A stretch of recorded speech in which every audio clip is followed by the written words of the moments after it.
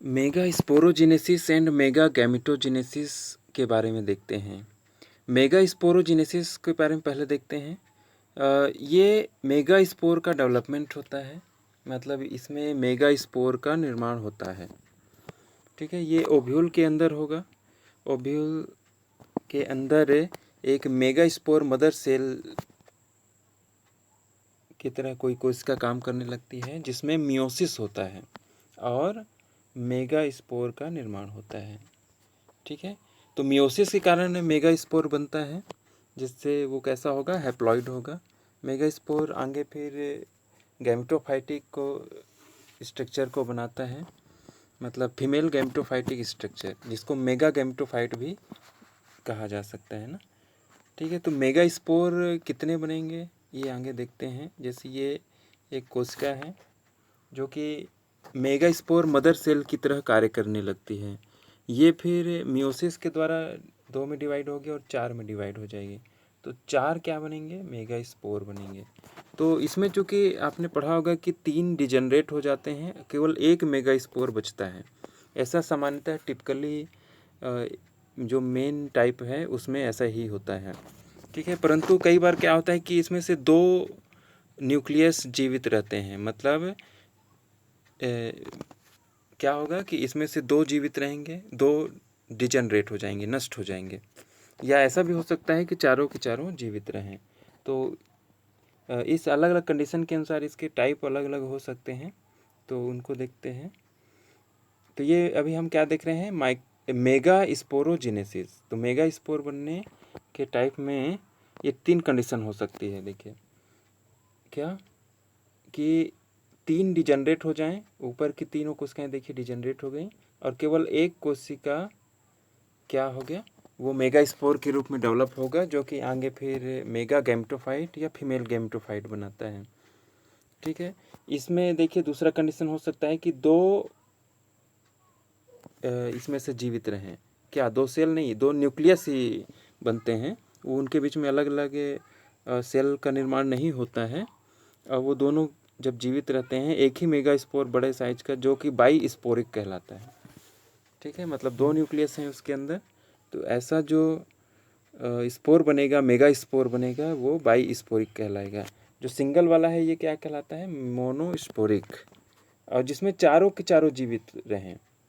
ठीक है, इनके बीच में सेल मेम्ब्रेन नहीं बनता है, मतलब ये अलग अलग सेल्स नहीं बनते, बल्कि ये अलग चारों न्यूक्लियस एक ही बड़े साइज की स्पोर में रहते हैं। तो ऐसे कंडीशन में इसको हम टेट्रास्पोरिक कहते हैं। टेट्रा शब्द 4 के लिए उपयोग होता है, आप जानते हैं। तो टेट्रास्पोरिक मेगा स्पोर बनता है इसमें। ठीक, तो कौन कौन से मेगा स्पोर बनते हैं, मोनोस्पोरिक, बाईस्पोरिक और टेट्रास्पोरिक। ये 3 कंडीशन इसमें संभव है।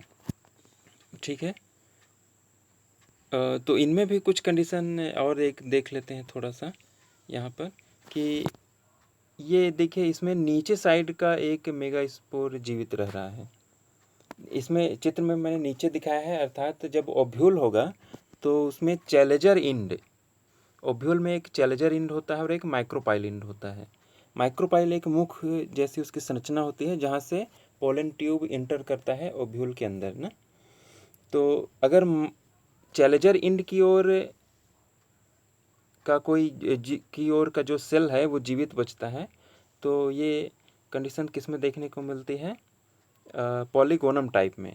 यहाँ पर देखते हैं पॉलीगोनम टाइप जो है, इसमें क्या होता है कि चैलेंजर इंड की ओर जो मेगा स्पोर होता है वो जीवित बचता है। इसमें क्या होता है, माइक्रोपाइल ऊपर की ओर जो इसमें दिखाया गया है, देखिए है ना, नीचे की ओर के तीनों डिजनरेट हो रहे हैं। तो माइक्रोपाइल इंड की ओर जो मेगा स्पोर होता है वो जीवित बचता है, किस में, ओएनोथेरा टाइप में।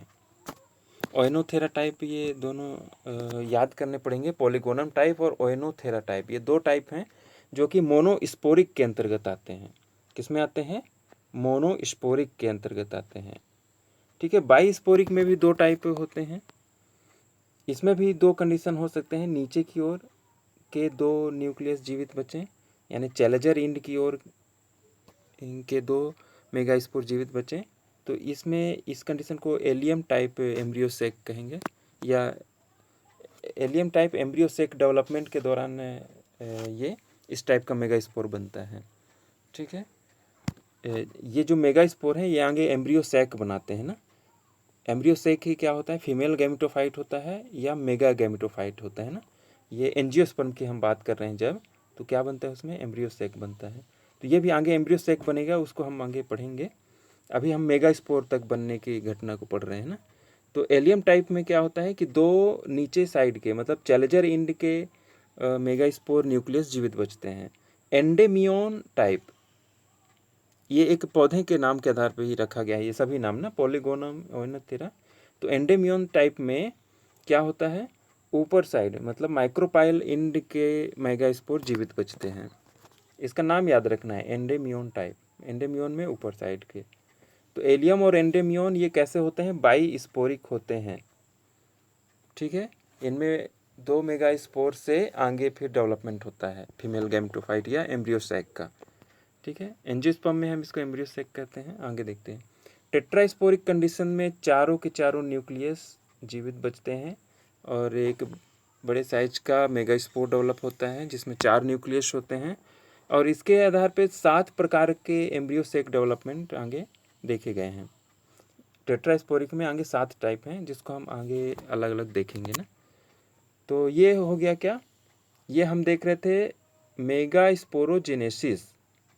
ठीक है, हम क्या देख रहे थे, मेगास्पोरोजेनेसिस। ये अब हम देखेंगे मेगा गैमेटोजेनेसिस क्या होता है। तो मेगास्पोरोजेनेसिस में हमने मेगास्पोर बनने तक की घटना को यहाँ पे हमने देखा। ठीक है, ये मेगास्पोर बन गए, मोनोस्पोरिक, बाइस्पोरिक या टेट्रास्पोरिक। अब हम देखते हैं मेगा गैमेटोजेनेसिस, ये क्या होता है। इसमें मेगास्पोर से आगे डेवलपमेंट को देखा जाता है। तो मेगास्पोर से मेगा गैमेटोफाइट का डेवलपमेंट होना मेगा गैमेटोजेनेसिस कहलाता है। ठीक है, इसमें क्या बनेगा, मेगा गैमेटोफाइट। इसी मेगा गैमेटोफाइट को ही हम फीमेल गैमेटोफाइट या एम्ब्रियो सैक भी कहते हैं। हिंदी में इसको भ्रूण कोष कहा जाता है, भ्रूण कोष, भ्रूण पोष नहीं ना। ठीक है, तो ये 3 नाम हैं इसके, मेगा गैमेटोफाइट या फीमेल गैमेटोफाइट भी बोलते हैं। एम्ब्रियो सैक एंजियोस्पर्म में कहा जाता है स्पेशली। ठीक है, एंजियोस्पर्म में इसे एम्ब्रियो सैक कहा जाता है। कैसे डेवलप होता है आगे हम देखते हैं। ठीक है, तो पॉलीगोनम टाइप में हम एग्जांपल लेते हैं क्योंकि ये मोस्ट कॉमन टाइप है। ठीक है, तो इसमें एक मेगास्पोर मदर सेल से देखिए मेगास्पोर बना है। ठीक है, इसमें से केवल एक जीवित बचा ये एक मेगास्पोर। तो ये मोनोस्पोरिक मेगास्पोर देख चुके हैं। अब इसमें डेवलपमेंट आगे कैसे चालू होगा, 3 तो डिजेनरेट हो गए, एक जो बचा है ये आगे 2 में डिवाइड हुआ। ये समसूत्री विभाजन होगा, माइटोसिस होगा यहाँ पे। यहाँ पे क्या हुआ था, मियोसिस हुआ था। ठीक है, मेगास्पोर बना था जब। अब यहाँ पे पहला डिवीजन हुआ माइटोसिस, 2 न्यूक्लियस बने, फिर से सेकंड डिवीजन हुआ माइटोसिस, तो ये 4 न्यूक्लिएट हुआ, फिर तीसरा डिवीजन हुआ तो क्या बने, 8 न्यूक्लिएट एक संरचना बनी। ये आगे जो न्यूक्लियस हैं ये आगे इस तरह से अरेंज्ड होते हैं तो क्या बनता है, एक एम्ब्रियो सैक बनता है। देखिए कितने टोटल डिवीजन हुए, 3 डिवीजन। एक न्यूक्लियस था इसमें, 2, 4 और 8 हो गए। ये 8 न्यूक्लिएट स्ट्रक्चर ही एम्ब्रियो सैक बनाता है। क्या बनाता है, एम्ब्रियो सैक। इसी को फीमेल गैमेटोफाइट भी कहते हैं और मेगा गैमेटोफाइट भी कहते हैं। तो हमने पहला टाइप देख रहे थे पॉलीगोनम टाइप जो मोस्ट कॉमन है। तो इसमें 8 न्यूक्लिएट होता है और ये स्ट्रक्चर देख लीजिए। इसमें एम्ब्रियो सैक का स्ट्रक्चर आपको पता होगा। ऊपर की ओर 3 कोशिकाएं हैं यहाँ पर देखिए। इसमें जो बीच वाली कोशिका है ये क्या है, एग सेल है। ठीक है, और जो अगल बगल 2 कोशिकाएं हैं ये क्या है, सिनर्जिड कोशिकाएं कहलाती हैं। ठीक, तो ऊपर में 3 कोशिकाएं रहती हैं, उसमें से एक एग सेल है और 2 सिनर्जिड्स, ये याद रखना है। बीच में जो है 2 न्यूक्लियस होते हैं ये, जो कि क्या कहलाते हैं, पोलर न्यूक्लियई, बीच में रहते हैं। और किनारे में नीचे साइड में यानी चैलेंजर इंड की ओर 3 कोशिकाएं होंगी जो कि एंटीपोडल सेल कहलाती हैं। नाम याद रखना है, इसके स्ट्रक्चर को बना के अभ्यास करना होगा। ठीक है, तो नीचे की ओर यानी चैलेंजर इंड की ओर ओव्यूल में जो अरेंज्ड होंगी वो एंटीपोडल सेल, और सबसे इम्पॉर्टेंट ऊपर की ओर होता है जो कि एग सेल और 2 सिनर्जिड से मिलकर बना होता है। इसको एग अपरेटस भी कहते हैं, ठीक है। और बीच में 2 पोलर न्यूक्लियाई होते हैं जो कि बाद में फिर एक मेल गैमेट से मिलकर एंडोस्पर्म बनाते हैं, ठीक है। वो फर्टिलाइजेशन की घटना में हम आगे पढ़ते हैं, ठीक। तो यहाँ पर हम केवल टाइप देख रहे हैं। तो ये 8 न्यूक्लियस का एक टिपिकल टाइप का ये क्या बन गया, एम्ब्रियो सैक बन गया। तो यहाँ तक की जो घटना है फीमेल गैमेटोफाइट बनने तक की घटना, एम्ब्रियो सैक बनने तक की घटना, ये कहलाती है मेगा गैमेटोजेनेसिस, ठीक है। मेगा स्पोर से मेगा गैमेटोफाइट बनना। परंतु अब हम देखते हैं इसमें कई टाइप होते हैं। जैसे हमने ये किसमें देखा, पॉलीगोनम टाइप, ये यहाँ पे, ठीक है। ये क्या देखा हमने, पॉलीगोनम टाइप, ये मोनोस्पोरिक होता है, ठीक। इसका मैंने एक लिस्ट इसी में आगे बनाया है। तो इसके आधार पे मोनोस्पोरिक में हमने 2 टाइप पहले ही देख चुके हैं, ठीक है। ओएनोथेरा देखिए यहाँ पर, ये मैंने अलग से डायग्राम बनाया है। ये मेगा स्पोरोजेनेसिस हुआ जिसमें एक मेगा स्पोर ऊपर साइड में बना, देखिए ना, मतलब ये माइक्रोपाइल एंड की ओर बना है। अब इसमें इस मेगा स्पोर से सामान्य डिवीजन हुआ, मतलब माइटोसिस, समसूत्री विभाजन। तो 2 कोशिकाएं बनी, फिर दूसरा विभाजन हुआ तो 4 न्यूक्लियस। और ओएनोथेरा में केवल 4 न्यूक्लिएट एम्ब्रियो सेक ही बनता है। तो इसमें देखिए ऊपर में क्या है, 3 कोशिकाएं हैं जो कि एक सेल है और 2 सिनर्जिड हैं। सिनर्जिड मैंने लिखा नहीं है। अब बीच में देखिए एक केवल पोलर न्यूक्लियाई है। ऊपर हमने देखा था क्या, 2 पोलर न्यूक्लियाई होते हैं, यहाँ पर केवल एक पोलर न्यूक्लियाई बचा है, ठीक है। और नीचे की ओर जो यहाँ पे क्या थे, एंटीपोडल सेल थे, यहाँ पर नहीं होते। ओएनोथेरा टाइप में एंटीपोडल सेल्स नहीं होते। और पोलर न्यूक्लियाई भी कितना होता है ओएनोथेरा में, सिंगल होता है, ठीक है। तो ये 2 स्पेशल कंडीशन है कि सिंगल पोलर न्यूक्लियाई किस में पाया जाता है, तो ओएनोथेरा में, ठीक है। और किस टाइप में कोई भी एंटीपोडल सेल नहीं पाई जाती हैं, तो ओएनोथेरा टाइप एम्ब्रियो सैक में कोई भी एंटीपोडल सेल नहीं पाए जाते हैं। इसका मैंने पूरा एक डिटेल बनाया हुआ है, तो उसको आगे हम देखते हैं। ये देखिए एक चार्ट मैंने बना दिया है, ठीक है। ये चार्ट आपको मिल जाएगा इंटरनेट पर भी, सर्च करेंगे एम्ब्रियो सैक टाइप में तो इमेज सर्च में मिल जाता है। तो सबसे पहले हम देखते हैं, ये दोनों टाइप आपने देख चुके हैं, आपने देखा है, पॉलीगोनम और ओएनोथेरा। ये मोनोस्पोरिक होते हैं, मतलब एक मेगा स्पोर जीवित बचता है इसमें ना, ये दोनों में। तो पॉलीगोनम में 8 न्यूक्लिएट होते हैं और 4 न्यूक्लिएट होता है ओएनोथेरा में, ठीक। देखिए यहाँ से डेवलपमेंट ये बना क्या, मेगा स्पोर, ये फिर 2, 4, 8 सेल हुआ। अब फिर अरेंजमेंट ये हम अभी डिस्कस कर चुके हैं। इसको आप टिपिकल अरेंजमेंट मान के चलेंगे तो अच्छा रहेगा ना। कौन सा अरेंजमेंट, सभी का तुलनात्मक रूप से पढ़ेंगे तो याद भी होता है। 8 न्यूक्लिएट का अरेंजमेंट ये है। ये देखिए मैं इसको जूम कर रहा हूँ। इसमें 8 न्यूक्लिएट जो हमने देखा है, ऊपर का एग सिनर्जिड, बीच का पोलर न्यूक्लियाई और नीचे का एंटीपोडल सेल, ठीक है। तो इसमें से अब 4 बचे हैं, तो 4 में से क्या अंतर आ गया, देखिए ये वाला सेम है ऊपर वाला, और इसमें ये थोड़ा सा अंतर आया, पोलर न्यूक्लियाई एक हो गए, एंटीपोडल नहीं पाया जा रहा। तो ये मोनोस्पोरिक में है, जिसमें एक मेगा स्पोर जीवित बचता है, ठीक है। यहाँ तक इसमें मेगा स्पोरोजेनेसिस होता है, फिर यहाँ से यहाँ तक मेगा गैमेटोजेनेसिस, ठीक है। ये दोनों क्रियाएं एक के बाद एक होती हैं। पहले होता है मेगा स्पोरोजेनेसिस, मेगा स्पोर बनेगा, फिर मेगा गैमेटोजेनेसिस, मेगा गैमेटोफाइट बनता है इसमें, यानी एम्ब्रियो सैक। देखिए बाई स्पोरिक में हम देखते हैं, इसका डायग्राम अब बनाते हुए चलेंगे आगे। तो बाई स्पोरिक में भी 2 टाइप होते हैं, एलियम और एंडेमियन, हमने देखा है ये नाम। तो देखिए यहाँ पर ये मेगा स्पोर बना, ये 2 न्यूक्लियस वाला मेगा स्पोर बन गया। अब उसमें सिंपल माइटोसिस होगा, तो इसमें देखिए 2 ही बार माइटोसिस हुआ, माइटोसिस 1 और माइटोसिस 2। यहाँ पर कितने बार हुआ था, 1, 2, 3 बार हुआ था। इसमें 1 और 2 ही बार हुआ, इसमें भी 1 और 2 बार हुआ।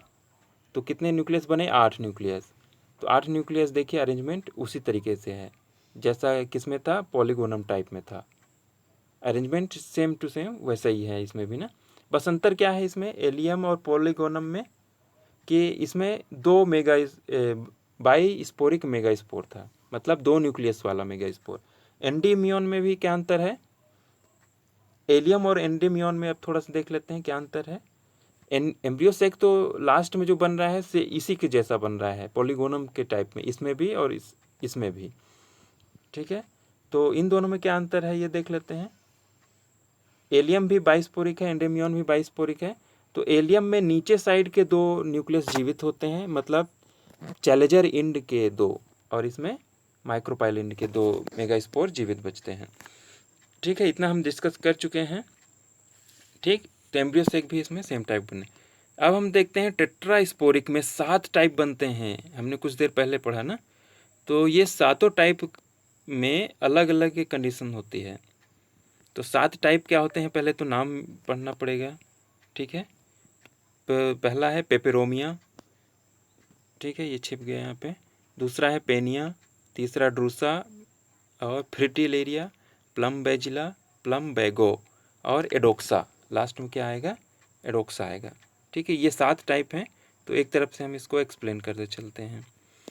ठीक, तो पेपेरोमिया टाइप में देखिए 1 2 3, ये यहाँ तक क्या बना, मेगा स्पोर बना, 4 न्यूक्लिएट। अब उसमें 2 बार डिवीजन होता है, 1 2, तो 4 से 8 बना, 8 से 16।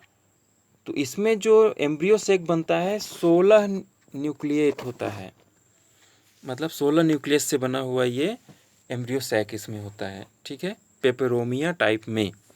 पेपेरोमिया टाइप का अगर हम बात करें अब, तो इसमें जो यहाँ तक डेवलपमेंट तो समझ में आ गया।